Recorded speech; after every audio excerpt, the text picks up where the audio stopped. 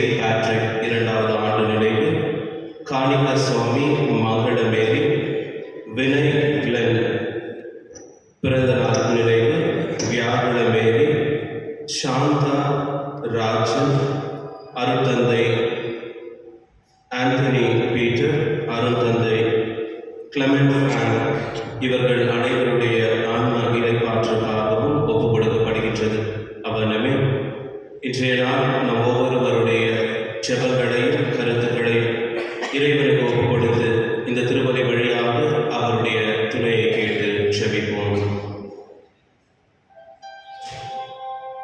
தந்தை மகன் தூய ஆவியாரின் பெயராலே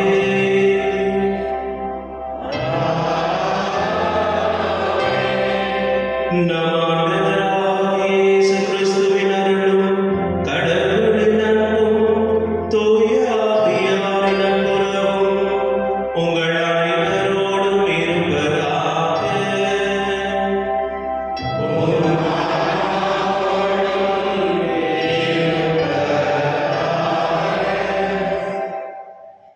நோ பெயின் நோ கெயின்.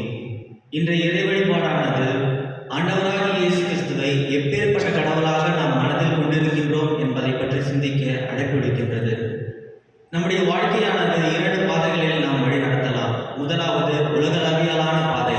இந்த பாதையானது மிகவும் எளிமையான பாதை, மகிழ்ச்சி தரக்கூடிய பாதையாக தெரிகின்றது. ஆனால் உண்மையில் மகிழ்ச்சியையும் நம் மனநிறைவையும் முழுமையாக தருவதில்லை. இரண்டாவதாக சிலுவை பாதை, துன்பத்தை கொண்டு உள்ள பாதை. நாம் ஆண்டவராகிய இயேசு கிறிஸ்துவை நாம் சீடராக வழிபட வேண்டும், அவரை தொடர வேண்டும் என்றால் இந்த 2வது பாதையை நாம் தேர்ந்தெடுக்க வேண்டும். இந்த 2வது பாதையை நாம் தேர்ந்தெடுக்கும் பொழுது ஆண்டவர் நம்மோடு இருக்க போகின்றார். ஆனால் நாம் எத்தகைய பாதையை கொண்டு நம் வாழ்க்கையை நடத்தப் போகின்றோம் என்பதை பற்றி சிந்திக்கவும், நாம் சரியான முடிவை எடுப்பதற்கும் இன்றைய திருப்பலியில் நாம் தொடர்ந்து மன்றாடுவோம். சகோதர சகோதரிகளே, தூய மறை நிகழ்வுகளை கொண்டாட நாம் தகுதி பெறும் பொருட்டு நம் பாவங்களை ஏற்றுக்கொள்வோம்.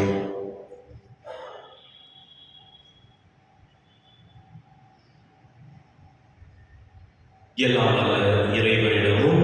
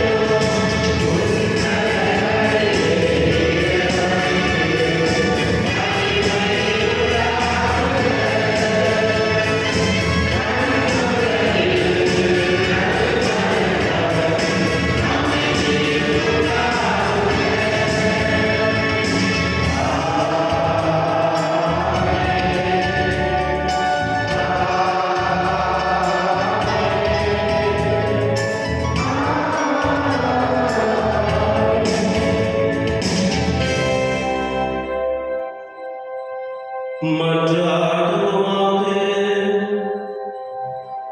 அனைத்தையும் படைத்தவரும் ஆள்பவருமான இறைவா, எங்களை கண்ணோக்கி அருளும். அதனால் நமது பரிவிரக்கத்தின் செயலாற்றலை உய்த்துணர்ந்து உமக்கு முழு இதயத்தோடு நாங்கள் ஊழியம் புரிய அருள்வீராக. உம்மோடு தூய ஆவியாரின் ஒன்றிப்பில் இறைவனாய் என்றென்றும் வாழ்ந்து ஆட்சி செய்கின்ற அவர் வழியாக உம்மை மன்றாடுகின்றோம். ஆமென்.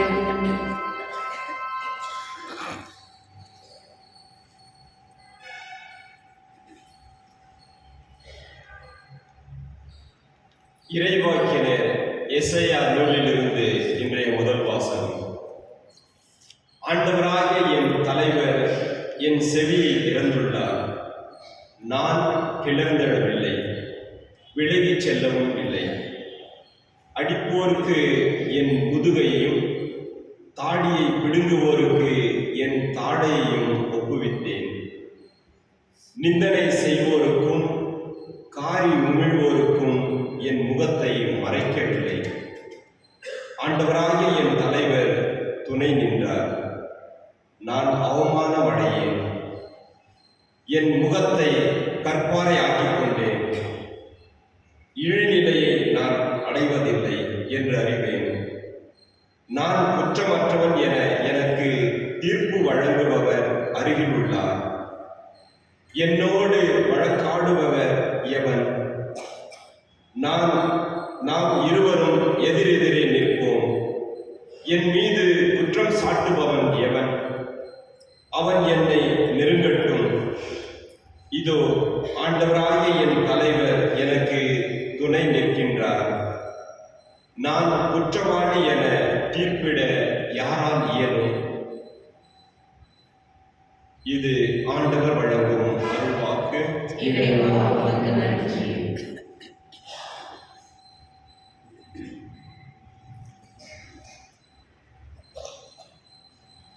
உங்கள் பதில்: உயிர் வாழ்வோர் நாட்டில் நான் ஆண்டவர் திருமுன் வாழ்ந்திடுவேன்.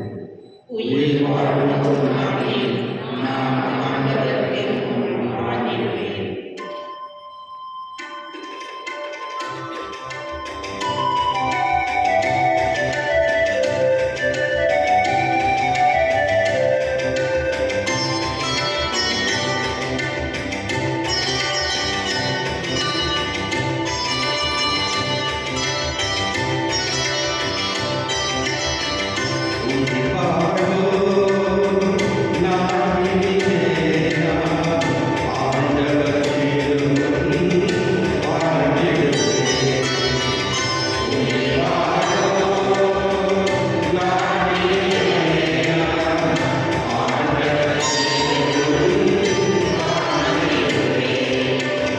ஆண்டவர் மீது அன்பு கூறுகின்றேன், ஏனெனில் எனக்கு இரங்குமார்.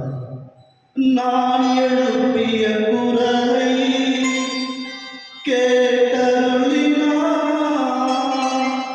அவரை நான் மன்றாடிய நாளில் எனக்கு அவர் செவி சாய்த்தார்.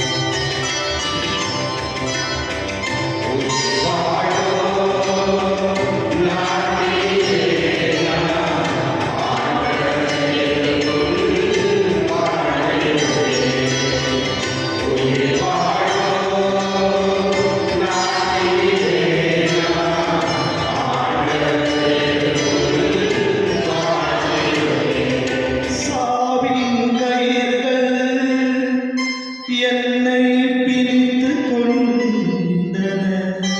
வானத்தின் துன்பங்கள் என்னை பற்றிக் கொண்டன.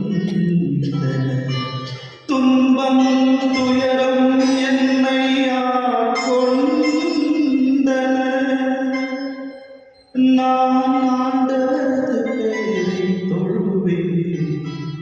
ஆண்டவரே என் உயிரை காத்தருளும் என்று கெஞ்சினேன்.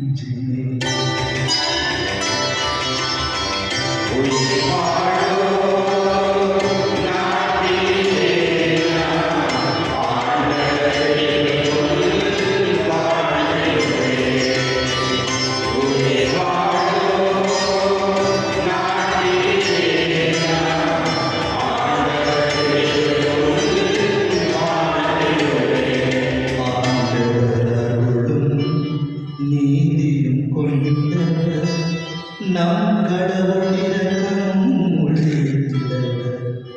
எளிய மனதோரை ஆண்டவர் பாதுகாக்கின்றார்.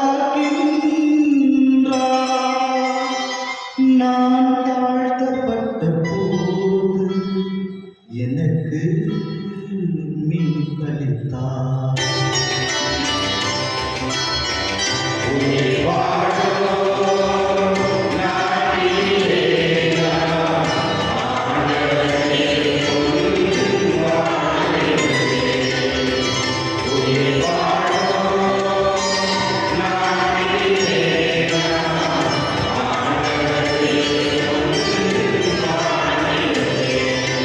என் உயிரை சாவினின்று விடுவித்தார்.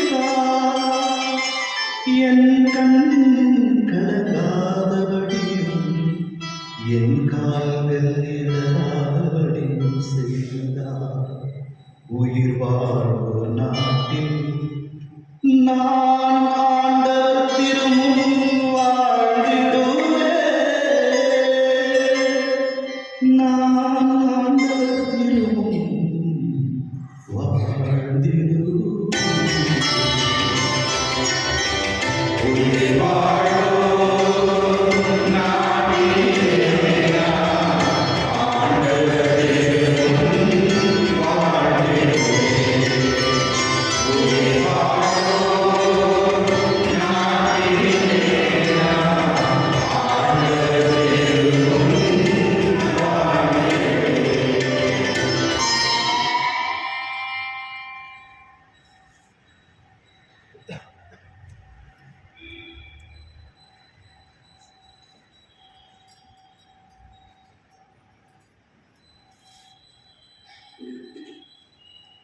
திருத்தூதர் பவுல் யாக்கோபுக்கு எழுதிய திருமுகத்திலிருந்து இரண்டாம் வாசகம்.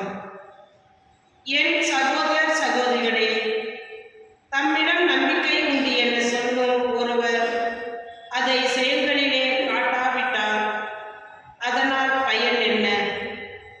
அந்த நம்பிக்கை அவரை மீட்க முடியுமா? ஒரு சகோதரன் அல்லது ஒரு சகோதரி போதிய உடையும் அன்றாட உணவும் இல்லாது இருக்கும்போது அவர்கள் உடலுக்கு தேவையானவை எவற்றையும் கொடாமல் உங்களுள் ஒருவர் அவர்களை பார்த்து, நலமே சென்று வாருங்கள், குளிர்காய்ந்து கொள்ளுங்கள், பசியாற்றிக் கொள்ளுங்கள் என்பார் என்றால் அதனால் பயன் என்ன? அதைப் போலவே நம்பிக்கையும் செயல் வடிவம் பெறாவிட்டால் தன்னிலே உயிரற்றதாயிருக்கும்.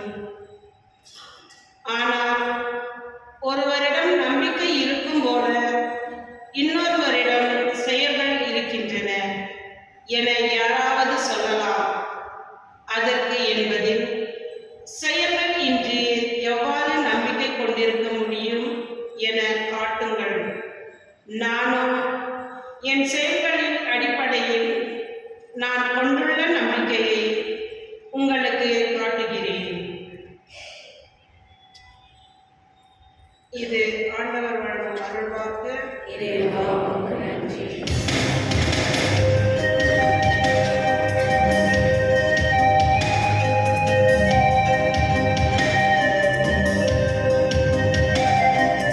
Hallelujah.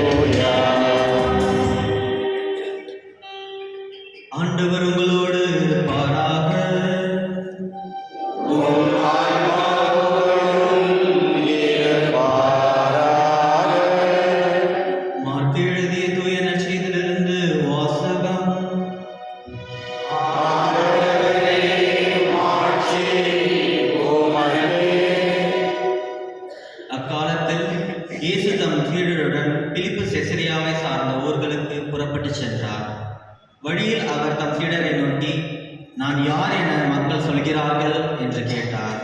அதற்கு அவர்கள் அவரிடம், சிலர் திருமுழுக்கு யோவான் எனவும், வேறு சிலர் எலியா எனவும், மற்றும் சிலர் இறைவாக்கினருள் ஒருவர் எனவும் சொல்கின்றனர் என்றார்கள். ஆனால் நீங்கள் நான் யார் என சொல்கிறீர்கள் என்று அவர் அவர்களை கேட்க, பேதுரு மறுமொழியாக, நீர் மெசியா என்று உரைத்தார். தம்மை பற்றி எவரிடமும் சொல்ல வேண்டாம் என்று அவர்களிடம் அவர் கண்டிப்பாய் கூறினார். மானிட மகன் பலவாறு துன்பப்படவும், மூப்பர்கள், தலைமை குருக்கள், மறைநூல் அறிஞர்கள் ஆகியோரால் உதறி தள்ளப்பட்டு கொலை செய்யப்படவும், 3 நாட்களுக்கு பின் உயிர்த்தெழவும் வேண்டும் என்று இயேசு அவர்களுக்கு கற்பிக்கத் தொடங்கினார். இதையெல்லாம் அவர் வெளிப்படையாகவே சொன்னார். பேதுரு அவரை தனியே அழைத்து கடிந்து கொண்டார். ஆனால் இயேசு தம் சீடர்கள் பக்கம் திரும்பி பார்த்து பேதுருவிடம், என் கண்முன் நிற்காதே சாத்தானே, ஏனெனில் நீ கடவுளுக்கு ஏற்றவை பற்றி எண்ணாமல் மனிதருக்கு ஏற்றவை பற்றியே எண்ணுகிறாய் என்று கடிந்து கொண்டார். பின்பு அவர் மக்கள் கூட்டத்தையும் சீடரையும் தம்மிடம் வரவழைத்து, என்னை பின்பற்ற விரும்பும் எவரும் தன்னலம் துறந்து தம் சிலுவையை தூக்கி கொண்டு என்னை பின்பற்றட்டும். ஏனெனில் தம் உயிரை காத்துக்கொள்ள விரும்பும் எவரும் அதை இழந்து விடுவர். என் பொருட்டும் நற்செய்தியின் பொருட்டும் தம் உயிரை இழக்கும் எவரும் அதை காத்துக்கொள்வர் என்றார். ஆண்டவரின் அருள் வாக்கு.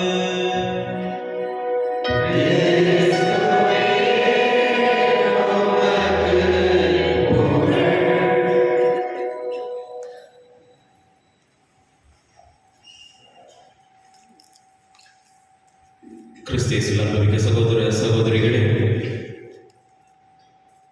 பழைய ஏற்பாட்டில் இஸ்ராயேல் மக்கள் பாலைவனத்தில் நடந்து செல்லும் பொழுது பலவிதமான உணர்வுகளை கொண்டிருந்தார்கள். பல துன்பங்கள் நேரிட்டது அந்த பாதையிலே. அப்பொழுது ஏறக்குறைய தங்களுடைய விசுவாசத்தை இழந்து போனவர்களாக இறைவனுக்கு விரோதமாக நடந்து இறைவனுக்கு விரோதமாக பேச தொடங்கினார்கள். அதன் பயனாக பலர் இறந்து போனார்கள். இந்த பாம்பு கடித்து என நாம் வாசிக்கின்றோம். அப்பொழுது இறைவன் அவர்களுக்கு ஒரு அடையாளத்தை தந்தார்.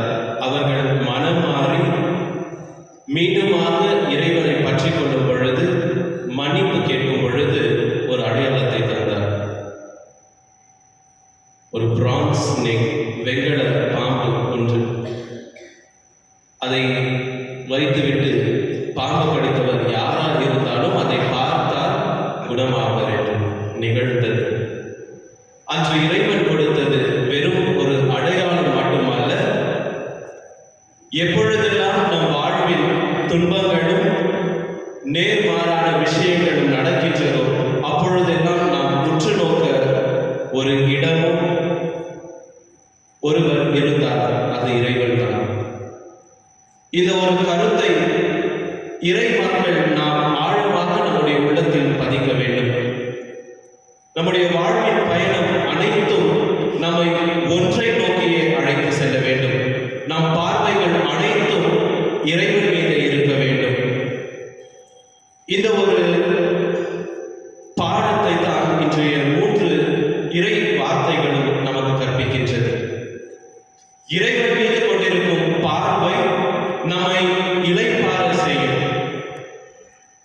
இறைவன் மீது கொண்டிருக்கும் பார்வை நம்முடைய வாழ்வுக்கு துணையாக இருக்கும்.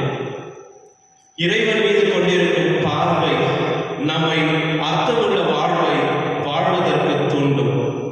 இறைவன் மீது கொண்டிருக்கும் பார்வை உண்மையான மகிழ்ச்சி எங்கே இருக்கின்றது என்பதை நமக்கு உணர்த்தும்.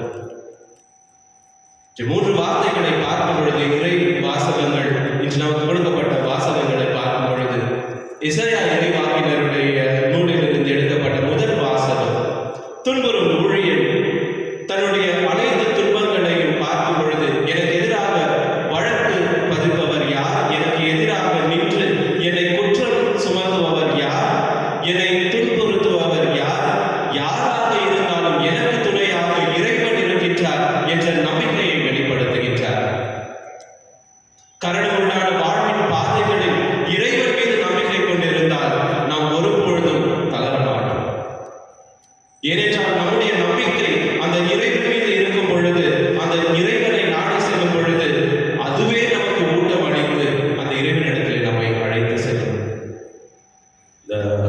முதல் வாசகத்தில் பார்க்கும் பொழுது அதுதான் மிக தெளிவாக எடுத்து சொல்லப்படுகின்றது. துன்புறும் ஊழியர் அனைத்து துன்பங்களையும் எடுத்து சொல்லும் பொழுது இறுதியாக வந்து சொல்லுகின்றார், எனக்கு துணையாக நிற்பவர் இறைவன். அது எவ்வளவு ஆழமாக அவருடைய உள்ளத்தில் இருந்தது என்றால், எனக்கு துணையாக இறைவன் இருக்கும் பொழுது நான் படக்கூடிய துன்பங்கள் அனைத்தும் ஒரு பொருட்டல்ல. ஏனென்றால் அந்த இறைவனுக்கு தெரியும் நான் நேர்மையானவன், அந்த இறைவனுக்கு தெரியும் என்னை எப்படியாக மீட்க வேண்டும் என்று, அந்த இறைவனுக்கு தெரியும் எனக்கு என்ன கொடுக்க வேண்டும் என்று, அந்த இறைவனுக்கு தெரியும் என்னுடைய வாழ்வை மாற்ற முடியும் என்பது. அதுதான் நம்பிக்கை, வேற எதுவுமே இல்லை. எது நடந்தாலும் அந்த அசலாத நம்பிக்கை அந்த இறைவனிடத்தில் இருக்க வேண்டும். நம் பார்வைகள் அனைத்தும் அங்கே இருக்க வேண்டும். பார்க்கிற பார்வை எல்லாம் இறைவனை பற்றி சிந்திக்கின்ற சிந்தனைகள் எல்லாம் அந்த இறைவனை பற்றி. அவர் எனக்கு வாழ்வை தந்தார், இந்த வாழ்வை நான் வாழும் பொழுது அவரே அந்த வாழ்வின் பலன்களை எனக்கு கொடுப்பார் என நான் நம்பினேனே. ஆனால் ஒரு சில ஏமாற்றங்கள் வரும் பொழுது, ஒரு சில விஷயங்கள் நேரிடாத பொழுது, ஒரு சில விஷயங்கள் என்னை வந்து அணுகாத பொழுது நான் மனம் தளர மாட்டேன், உறுதியாக இருப்பேன். எனக்கு நலன்களை புரியும் இறைவன் எனக்கு துணையாக இருக்கும் பொழுது கண்டிப்பாக அதை நான் பெற்றுக்கொள்வேன் என்ற நம்பிக்கை நம்மிலே ஆழமாக இருக்கும். அதான் இன்றைய முதல் வாசகம் நமக்கு எடுத்து சொல்லக்கூடிய ஒரு பாடமாக இருக்கின்றது. இந்த இரண்டாவது வாசகத்திலே பார்க்கும் பொழுது, இறைவனை நம்பியோர் அர்த்தமுள்ள வாழ்வை வாழ்வார்கள். யாக்கோபு எழுதிய நூலிலிருந்து வாசிக்கப்பட்ட வாசகம் சொல்லுகின்றது, வெறும் விசுவாசம் மட்டுமல்ல, மாறாக அந்த விசுவாசத்தின்படி நடக்க வேண்டும். உங்களுடைய செயல்களும் அந்த விசுவாசத்தின்படி நடக்க வேண்டும். ஒருவருக்கு உணவோ ஆடையோ இல்லாமல் போனால் அவரை பார்த்து நீங்கள் நலமாயிருப்பீர்கள், சென்று வாருங்கள் என்றால் அது உண்மையான விசுவாசம் அல்ல. அவருடைய நோவை புரிந்து கொண்டு, அவருடைய அந்த நிலையை புரிந்து கொண்டு அவருக்கு உதவும் பொழுதுதான் உங்களுடைய விசுவாசம் முழுமையடைகின்றது. அர்த்தமுள்ள வாழ்வு எங்கே என்ன இருக்கின்றது, எப்படியாக அதை நான் மாற்ற முடியும், என்னுடைய செயல்கள் வழியாக என்னுடைய விசுவாசத்தை எவ்வாறாக நான் பறைசாற்ற முடியும் என்ற கேள்வி இருக்கும் பொழுது நம்முடைய வாழ்வின் அர்த்தம் வேறாக இருக்கும். அதை புரிந்து கொள்ளாமல் போனால் வாழ்வின் அர்த்தத்தை விட்டு வேறு வழிகளிலே சென்றுவிடுவோம்.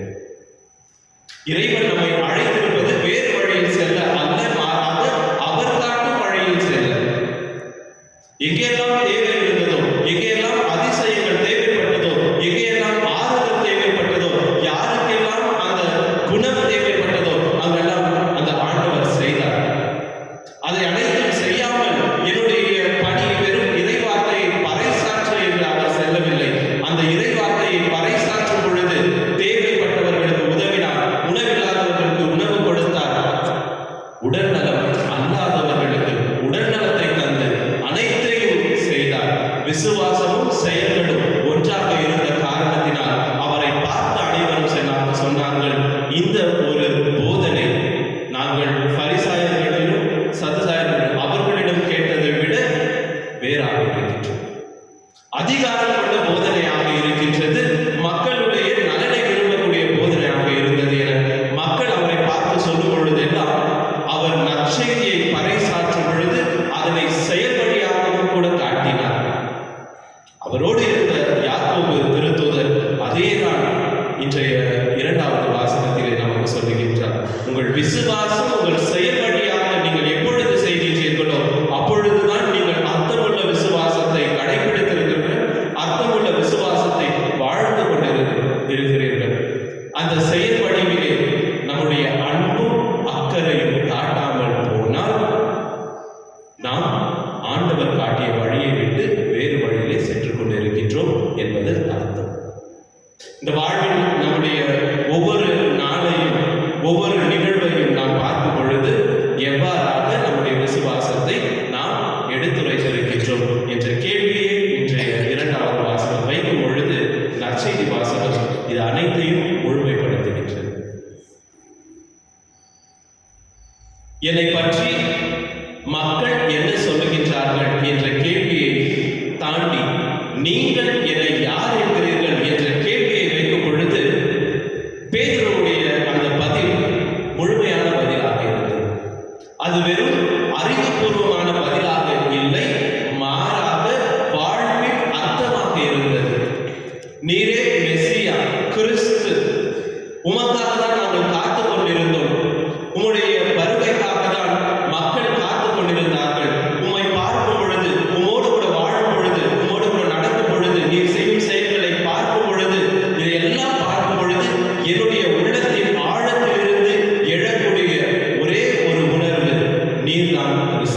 மெசியா.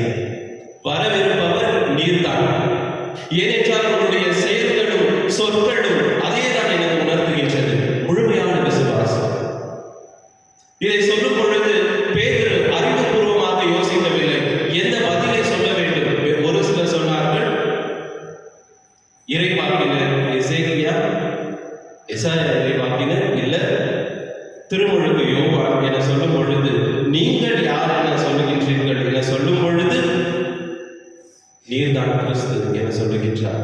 அந்த ஒரு பதிலானது உள்ளத்தின் ஆழத்தில் எழக்கூடிய பதிலாக இருக்கின்றது. நம் ஆண்டவரை பார்க்கும் பொழுது, அவரை உட்கொள்ளும் பொழுது, அந்த உள்ளத்தின் ஆழத்திலிருந்து அந்த உணர்வு நம்மிலே இருக்கின்றதா என்ற கேள்விதான் நமக்கு எழுகின்றது. எப்பொழுதெல்லாம் அந்த உள்ளத்தின் ஆழத்திலிருந்து அந்த உணர்வு இல்லையோ, ஆண்டவரிடத்திலே நாம் இல்லை.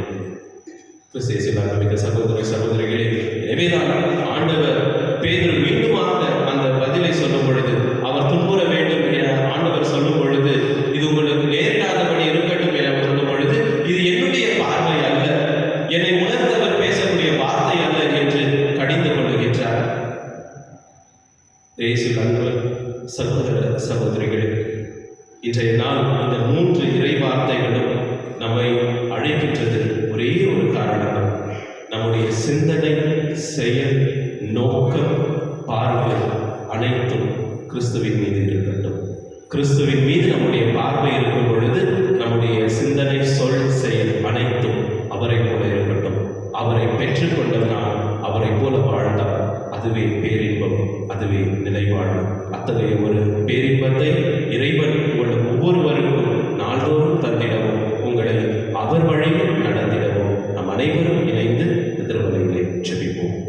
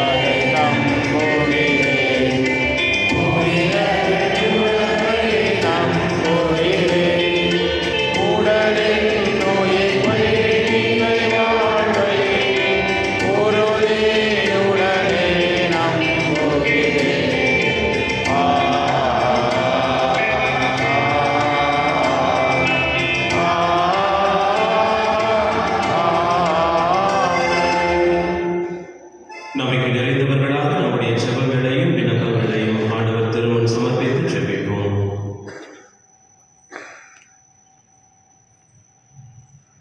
உங்கள் பதில். ஆண்டவரே எங்கள் மன்றாட்டை கேட்டருளும். எமது திருத்தந்தை பிரான்சிஸ், எமது பேராயர், ஏனைய ஆயர்கள், குருக்கள், துறவரத்தார் இறை அன்பை உணர்ந்தவர்களாக அதில் பிறருடன் பகிரவும் அனைவரையும் அதில் ஈடுபடுத்தவும் அருள் தர வேண்டும் என்று இறைவா உம்மை மன்றாடுகின்றோம். நமது சமுதாயத்தில் அமைதியை சீர்குலைத்து வன்முறை தூண்டுகின்றவர்கள் உம்மில் மனமாற்றம் கண்டவர்களாக அமைதியின் பாதையில் வழிநடந்து அமைதியின் நாயகர்களாக என்றும் வாழ்ந்திட வரமருள இறைவா உம்மை மன்றாடுகின்றோம். உலகின் மக்கள் அனைவரையும் மன்னித்து நேசிக்கின்ற இயேசுவை பின்பற்றி நாங்களும் வாழவும் பிறருடைய தவறுகளை மன்னிக்கவும் நல்ல மனம் படைத்தவர்களாக மாறவும் உதவிட வேண்டும் என்று இறைவா உம்மை மன்றாடுகின்றோம். நமது குடும்பத்தில் பிளவுகளும் தீமையையும் உருவாக்குகின்றவர்கள் உமது வல்லமை மிகு திருக்கரங்களால் தீண்ட பெற்றவர்களாக தூய ஆவியாரின் வழிநடத்தலின்படி வாழ வரம் வேண்டி இறைவா உம்மை மன்றாடுகின்றோம். நம் தனிப்பட்ட கருத்துக்களுக்காக வேண்டுவோம்.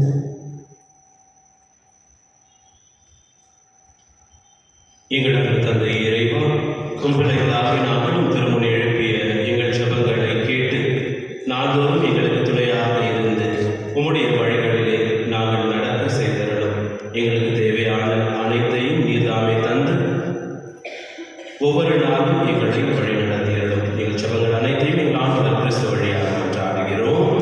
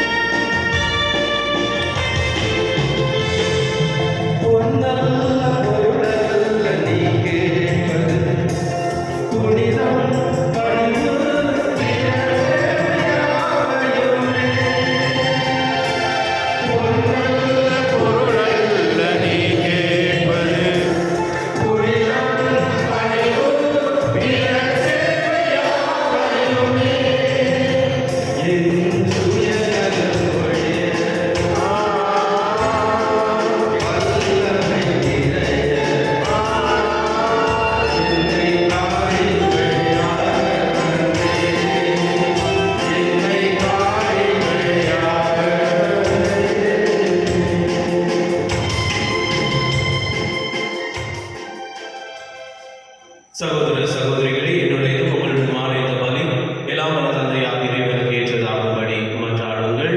ஆண்டவர் தமது பெயரின் புகழுக்காகவும் ஆட்சிக்காகவும் நமது நன்மைக்காகவும் புனித திரு அவையனுக்கு நலனுக்காகவும் உமது கையிலிருந்து வழியை கொள்வராக. ஆண்டவரே, உம் ஊழியர்களாகிய எங்கள் மன்றாட்டுகளை கனிவுடன் கண்ணோக்கி இக்காணிக்கைகளை ஏற்றருளும். இவ்வாறு உமது பெயரின் மாட்சிக்காக நாங்கள் ஒவ்வொருவரும் ஒப்புக் கொடுக்கும் காணிக்கை அனைவருடைய மீட்புக்கும் பயன்படுவதாக. எங்கள் ஆண்டவராகிய கிறிஸ்து வழியாக உம்மை மன்றாடுகின்றோம்.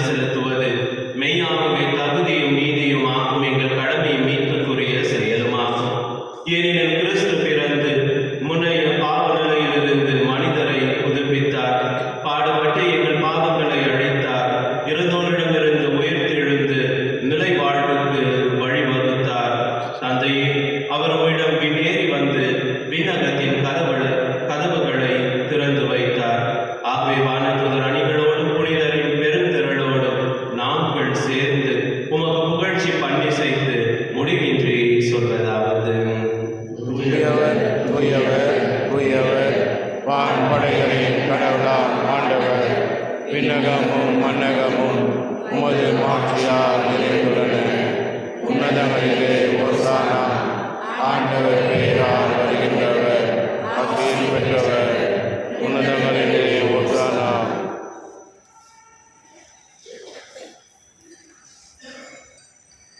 ஆண்டவரே, நீர் மெய்யாகவே தூயவர், தூய்மை அனைத்திற்கும் ஊற்று. ஆகவே உம்முடைய ஆவியை பொழிந்து இக்காணிக்கைகளை தூய்மைப்படுத்த உம்மை வேண்டுகின்றோம். இவ்வாறு எங்கள் ஆண்டவர் இயேசு கிறிஸ்துவின் உடலும் இரத்தமுமாக எங்களுக்கு இவை மாறுவனவாக. அவர் பாடுபட உளம் கடிந்து தம்மை கையளித்த போது அப்பத்தை எடுத்து நன்றி செலுத்தி அதை விட்டு தம் சீடர்களுக்கு அளித்து அவர் கூறியதாவது: அனைவரும் இதிலிருந்து பெற்று கொள்ளுங்கள், ஏனெனில் இது உங்களுக்காக கையளிக்கப்படும் என் உடல்.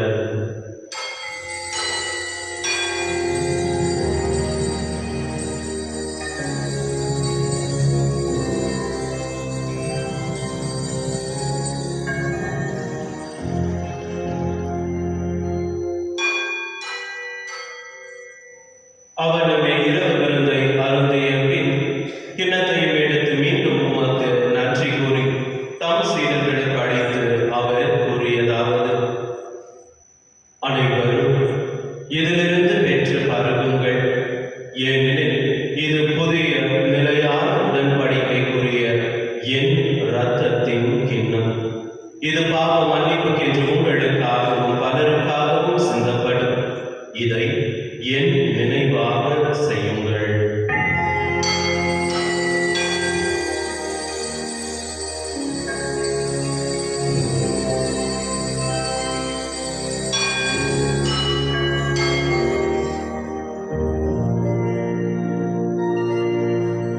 நம்பிக்கையின் மறைபொருள்.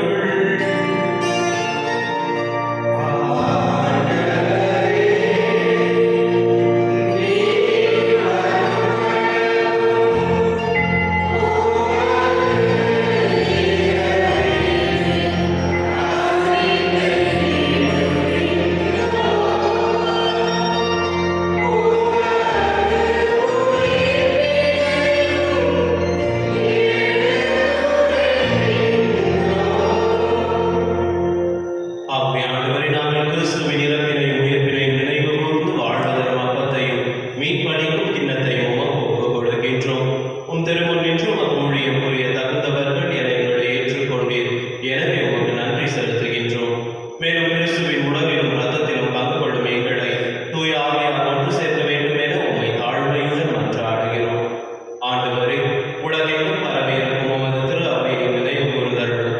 எங்கள் திருத்தந்தை பிரான்சிஸ், எங்கள் ஆயர் பீட்டர், துணை ஆயர்கள் சூசைநாதன், சதீஷ்குமார், எல்லா திருநிலையினர் ஆகிய அனைவரோடும் உமது திரு அவை அன்பில் நிறைவு பெற செய்தருளும். மேலும் உயிர்த்தெழும் எதிர்நோக்குடன் துயில் கொள்ளும் எங்கள் சகோதர சகோதரிகளையும் இறந்தோர் அனைவரையும் இரக்கத்துடன் நினைவு கூர்ந்து உமது திருமுக ஒளியினுள் ஏற்றருளும். எங்கள் அனைவர் மீதும் இரக்கமாயிரும். கடவுளின் கன்னித்தாயான புனித மரியா, அவருடைய கணவரான புனித யோசேப்பு, புனித திருத்தூதர்கள், இவ்வுலகில் உமக்கு உகந்தோராய் இறந்தோராகிய புனிதர் அனைவருடனும் நாங்கள் நிறைவாழ்வில் பங்கு கொள்ளும் தகுதி பெற்று திருமகன் இயேசு கிறிஸ்து வழியாக உம்மை புகழ்ந்தேத்தும் வரமருள உம்மை மன்றாடுகிறோம்.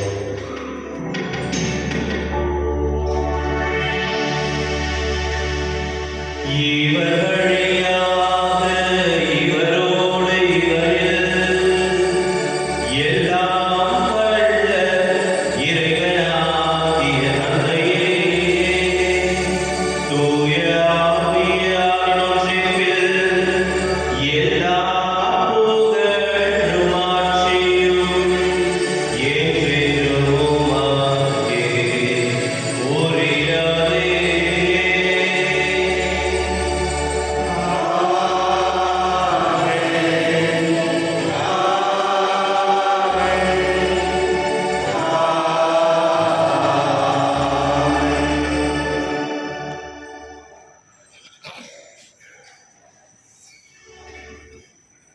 மீட்பரின் கட்டளையால் கற்பிக்கப்பட்டு இறை படிப்பினையால் பயிற்சி பெற்ற நாம் அனைவரும் இணைந்து செபிப்போம். விண்ணுலகிற்கு எங்கள் தந்தையே, உமது பெயர் தூயதென போற்ற பெறுக, உமது ஆட்சி வருக, உமது திருவிழாம் விண்ணுலகில் நிறைவேறுவது போல மண்ணுலகிலும் நிறைவேறுக. எங்கள் அன்றாட உணவை இன்று எங்களுக்கு தாரும். எங்களுக்கு எதிராக குற்றம் செய்வோரை நாங்கள் மன்னிப்பது போல எங்கள் குற்றங்களை மன்னியும். எங்களை சோதனைக்கு உட்படுத்தாதேயும், தீமையிலிருந்து எங்களை விடுவித்தருளும். ஆண்டவரே, தீமை அனைத்திலிருந்தும் எங்களை விடுவித்து எங்கள் வாழ்நாளில் அமைதியை கனிவுடன் அருள உம்மை மன்றாடுகிறோம். உமது இரக்கத்தின் உதவியால் நாங்கள் பாவத்திலிருந்து எப்பொழுதும் விடுதலை பெற்று யாதொரு கலக்கமுமின்றி நலமாயிருக்குமாக. நாங்கள் எதிர்நோக்கி இருக்கும் பேரின்பத்துக்காகவும் மீட்பராகிய இயேசு கிறிஸ்துவின் வருகைக்காகவும் காத்திருக்கின்றோம். ஏனெனில் ஆட்சியும் வல்லமையும் ஆட்சியும் என்றென்றும் அது.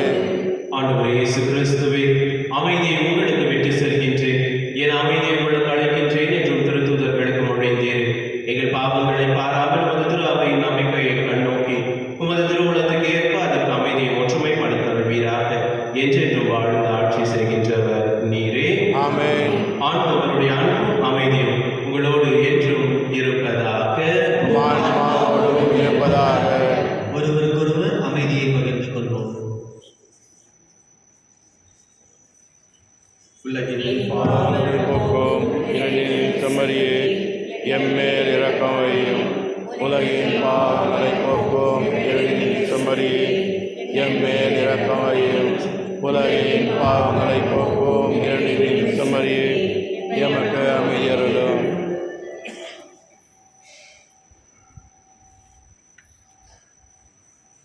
இதோ இறைவனின் செமறி, இதோ இவரை உலகின் பாவங்களை போக்குபவர்.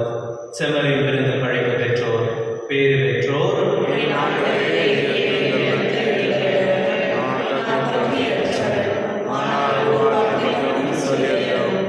ஆன்மா நலமடை.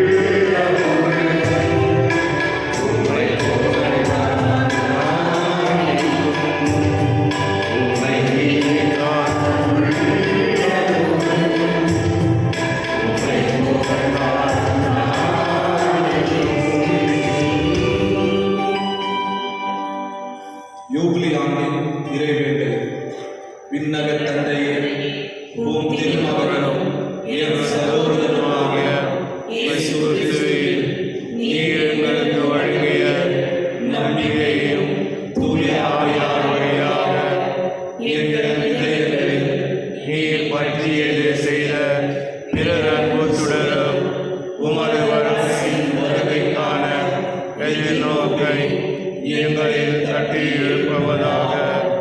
நற்செய்தியின் விதைகளை நாளும் மலர்ந்திருக்கும் நல்லோராய் உம் அருள் எம்மை மாற்றுவதாக. தீமைகள் ஆற்றல்கள் மறைந்து உன் மாட்சி நீடித்து ஒளிரும் பொருட்டு மாநில உள்ளங்களும் முழு அன்பைகளையும் புதிய விண்ணகம் புதிய மன்னகம் நோக்கிய காத்துலகில் மாற்றம் பெறுவனவாக. யூபிலி கொண்டாட்டத்தின் அருள் விண்ணக செல்வங்களுக்கான ஆதரவை எதிர்நோக்கி பெருமையாக எம்மேல் தூண்டி எழுப்புவதாக. அதே அருள் என் மீட்பதும் மகிழ்ச்சியும் அகிலமையும் அடிமனாகவும் அழிவதாக. என்றென்றும் போற்றுதற்குரிய எம் கடவுளாகிய உமக்கு மாட்சியும் புகழும் இன்றும் என்றும் உரித்தாக. ஆமென். நன்றி கூறி மன்றாடுவோம். ஆண்டவரே, நாங்கள் பெற்றுக்கொண்ட விண்ணக கொடைகளின் செயலாற்றல் எங்கள் மனதையும் உடலையும் ஆட்கொண்டருளும் உம்மை வேண்டுகின்றோம். அதனால் நாங்கள் எங்கள் விருப்பு வெறுப்புகளுக்கு இடம் கொடாமல் இத்திருவிருந்தின் பயனுக்கு ஏற்ப வாழ்வோமாக. எங்கள் ஆண்டவராகிய கிறிஸ்து வழியாக உம்மை மன்றாடுகின்றோம். ஆமென். அறிவிப்புகள். இன்று பொது காலத்தில் 24வது ஞாயிறு. அன்பாதவர்களே, நமது பங்கு பிள்ளைகளுக்கு மறைக்கல்வியானது முதல் வகுப்பிலிருந்து 9வது வகுப்பு வரை எல்லா சனிக்கிழமைகளிலும் மாலை 4:45 5:45 வரை நடைபெறுகின்றது. பெற்றோர்கள் உங்கள் பிள்ளைகளை இந்த மறைக்கல்விக்கு அனுப்ப வேண்டும் என கேட்டுக்கொள்கின்றோம். அன்பாதவர்களே, இந்த மறைக்கல்வியை பற்றி சொல்லும்போது தொடக்கத்தில் 220 பிள்ளைகள் நமது மறைக்கல்விக்கு அவரது பெயரை பதிவு செய்தார்கள். ஆனால் போக போக நமது பிள்ளைகளும் குறைந்து கொண்டே வருகின்றார்கள். சென்ற வாரம் வெறும் 120 பிள்ளைகள் மட்டும்தான் இந்த மறைக்கல்விக்கு வந்தார்கள். மீதிய 100 குழந்தைகள் இங்கே. அதனால் உங்கள் வீட்டில் இருக்கிற பசங்களை தயவு செஞ்சு இந்த மறைக்கல்விக்கு அனுப்புவீங்க. எவ்வளோ வாரம் வாரம் சொல்லினே இருக்கிறோம். மறைக்கல்வி என்பது ஃபெய்த் ஃபார்மேஷன் என்பது உங்கள் கடமை. உங்கள் வீட்டில் எல்லாமே சொல்லிக் கொடுக்க ஆகாது. அதனால தான் இந்த கேட்டகிசம் கிளாஸ் பங்கிலிருந்து நம்ம ஏற்படுத்தியிருக்கிறோம். அதனால உங்கள் வீட்டில் இருக்கிற பிள்ளைகளை இந்த மறைக்கல்விக்கு வர நீங்கள் ஊக்குவிக்கணும்னு கேட்டுக்கொள்கின்றோம். நம்ம அதவர்களே நமது இந்த மறைக்கல்வி பிள்ளைகளுக்காக அன்னையை பற்றிய விழிப்புணர்வு தர வரும் நாட்களில் அவருக்கு போட்டிகள் ஏற்படுத்தி இருக்கின்றோம். புனித ஃபாத்திமா அன்னையின் விழாவானது அக்டோபர் மாதம் 13ஆம் தேதி இருக்கின்றது. அதனால் அந்த விழாவை முன்னிட்டு எல்லா வாரமும் அவர்களுக்கு ஒரு போட்டி வைத்திருக்கின்றோம். வரும் சனிக்கிழமையானது அவருக்கு குவிஸ் காம்படிஷன், அன்னையை பற்றிய ஒரு குவிஸ் காம்படிஷன் அந்த கிளாஸ் டீச்சர்ஸ் அதை நடத்தி தருவார்கள். அதனால் உங்கள் பிள்ளைகளை இந்த மறைக்கல்விக்கு அனுப்பி அன்னையை பற்றிய விழிப்புணர்வை பெற வேண்டும் என நாங்கள் உங்களை கேட்டுக்கொள்கின்றோம். இந்த வாரம் 16ஆம் தேதி புனிதர்கள் கொர்னேலியஸ் மற்றும் சிப்ரியன் இவரது நினைவை கொண்டாடுகின்றோம். 20ஆம் தேதி புனிதர் ஆண்ட்ரூ கிம் இவரது நினைவை கொண்டாடுகின்றோம். 21ஆம் தேதி புனித மத்தேயுவின் விழாவை கொண்டாடுகின்றோம். அன்பாதவர்களே, திருமணம் என்பது மிகவும் சுலபமான ஒரு நிகழ்வு, மாறாக ஒரு கடினமான ஒரு நிகழ்வு. என்றால் 2 நபர்கள் ஒன்றாக சேர்ந்து வாழும்போது அவரது விருப்பு வெறுப்புகளை ஏற்றுக்கொண்டு வாழ்வது மிகவும் கடினம்தான். யாரோ நான் விட்டு வாழ்றேன்னு சொல்ல மாட்டாங்க, எனக்கு காம்ப்ரமைஸ் பண்ணி வாழ்றேன்னு சொல்ல மாட்டாங்க. ஆனால் எத்தனையோ பேர் திருமண விழாவின் போது இங்கே வந்து ஃபர்ஸ்ட் ஆனிவர்சரி, செகண்ட் ஆனிவர்சரி சொல்கிறப்போ எங்களுக்கு ஒரு மகிழ்ச்சி. ஏனென்றால் அவர்கள் ஒன்றாக சேர்ந்து வாழ அவர் கற்றுக்கொண்டிருக்கின்றார்கள். ஆனால் எத்தனையோ குடும்பங்களில் இந்த புரிதல் இல்லாத காரணத்தினால் குடும்பம் உடைந்த நிலையில் இருக்கின்றது. நமது பங்கில் கூட எத்தனையோ குடும்பங்கள் உடைந்த நிலையில் இருக்கின்றது. இதை முன்னிட்டு நமது பங்கில் ஒரு ஒர்க் ஷாப் செப்டம்பர் 29ஆம் தேதி ஒரு ஒர்க் ஷாப் ஏற்படுத்தியிருக்கின்றோம். இதில் யாரெல்லாம் பங்கு கொள்ளணும்னா 2014 2024 வரை திருமணமான எல்லா தம்பதிகளும் இந்த ஒர்க் ஷாப்பில் கலந்து கொள்ள வேண்டும். இது உங்களுக்காக ஏற்படுத்தியிருக்கும் ஒர்க் ஷாப். அதனால் இதில் ஃபாதர் இது ஆப்ஷனலாக கம்பல்சரியானதெல்லாம் யாரும் கேட்காதீங்க. இது கம்பல்சரி தான். என்னன்னா இது உங்களுக்காக, நீங்கள் நல்லா வாழணும், நீங்கள் ஒருவர் புரிஞ்சுக்கணும் வாழணுன்றதற்காக இந்த ஒர்க் ஷாப் ஏற்படுத்தப்பட்டிருக்கின்றது. அதனால் நமது பங்கிற்கு சேர்ந்த அனைவரும் இந்த 2014 2024 வரை யாரெல்லாம் திருமணம் ஆயிருக்கின்றார்களோ அவர்கள் அனைவரும் இதில் கலந்து கொள்ள வேண்டும் என்பது எனது விருப்பம் மட்டுமல்ல, நமது பங்கு தந்தையின் விருப்பம் கூட. புனித வின்சென்ட் டி பால் சபையினர் அவரது காணிக்கை இந்த திருப்பலியான பிறகு உங்களிடமிருந்து ஏற்றுக்கொள்வார்கள். அவரது சென்ற மாத காணிக்கை தொகை 14,240 ரூபாய். உங்கள் தாராள மனதுக்கு நன்றிகள். இந்த கவர்மெண்ட் ஆஃப் கர்நாடகா மற்றும் மைனாரிட்டி டெவலப்மெண்ட் கார்ப்பரேஷன் அவர்கள் நமது பிள்ளைகளுக்காக ஸ்காலர்ஷிப் ஸ்கீம் ஏற்படுத்தி இருக்கின்றார்கள். உங்களுக்கு இதை பற்றி அதிகமான விவரங்கள் நமது பங்கின் மைனாரிட்டி செல் அவர்களிடம் சென்று நீங்கள் இதை பெற வேண்டும் என கேட்டுக்கொள்கின்றோம். சென்ற வாரத்தின் காணிக்கை தொகை 21,640 ரூபாய். உங்கள் தாராள மனதுக்கு நன்றி. நான் பார்த்தவர்களே, இந்த திருப்பலியை நமக்காக நடத்தி தந்த அருள் தந்தை நவீன் லாக்சன். இப்போ குடும்பம்னு சொல்லும் போது ஹீஸ் அ ஃபேமிலி மேன், டயசிஸ்ல ஃபேமிலி மேன் சொல்லுவோம். என்றால் த ஃபேமிலி வெல்ஃபேர் கமிஷன், இப்போ கல்யாணம் ஆகும்போது இப்போ பிஷப்ஸ் கிளாஸஸ்க்கு அனுப்புவோம். அந்த ஃபேமிலி வெல்ஃபேர் கமிஷன் அதை நடத்துபவர் அருள் தந்தை நவீன் லாக்சன். இவர்